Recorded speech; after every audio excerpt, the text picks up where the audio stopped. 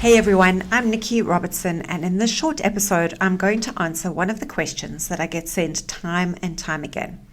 That being, how can I manage IBS? It is ruining my life.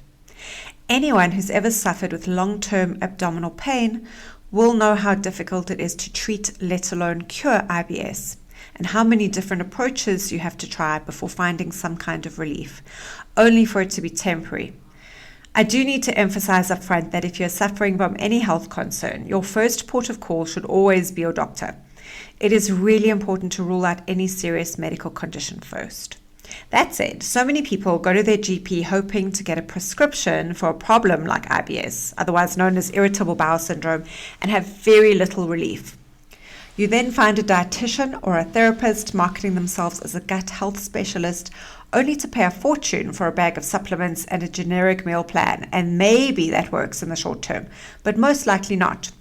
You cut out gluten and spend another small fortune on gluten-free processed food. Perhaps you cut out all animal protein and then you eliminate dairy. You try the famous FODMAPs protocol, and lastly go for an allergy screening, only to be told that you have food sensitivities to almost everything. Raise your hand if this is you. I see this every single day. And while yes, sometimes these approaches work, you cannot solve a long-term problem with a short-term solution. Over the past couple of years, I've seen dozens of clients with SIBO, bloating, constipation, diarrhea, and acid reflux.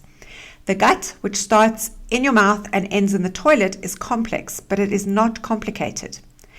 In simple terms, we need an acidic and enzyme-rich environment at the beginning of the digestive process, and an environment rich in bacteria for the rest of the journey south. This seems reasonable, but when we really look at what we're eating, it's no wonder that 2 out of 3 people are living with some or other kind of gastric distress, accompanied by joint pain, inflammation, anxiety, and low energy. In my experience, it is not necessarily the gluten or the dairy products that are causing the problem, and it is most definitely not the red meat. What we're seeing is when we eliminate raw vegetables, legumes such as beans, peas, chickpeas, and lentils, and for many people, even rice, as well as seed oils from the diet, something dramatic happens.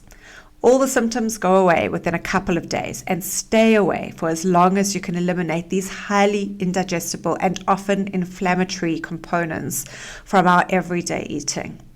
Yes, this does fly in the face of what we've been taught and told. Aren't we supposed to eat fiber like cows in a pasture? Isn't gluten the demon of the nutrition world? Like it or not, the human digestive system simply doesn't work like that. It is also very tricky to get this right on your own. Eliminating foods that are so prolific while still being able to function in the world is a skill, so coaching is really useful here. Seed oils are in everything, even the most innocent of foods, and especially in foods that masquerade as keto, vegan, gluten-free. So while you're trying to make better choices, your health is taking a severe hit. And weren't we told that seed oils were better for your heart health? Well, no, that's not true at all. Seed oils, when consumed in volume, and they are consumed in volume because you will find them in everything from bread to salad dressings, and most definitely in your vegan meat substitute.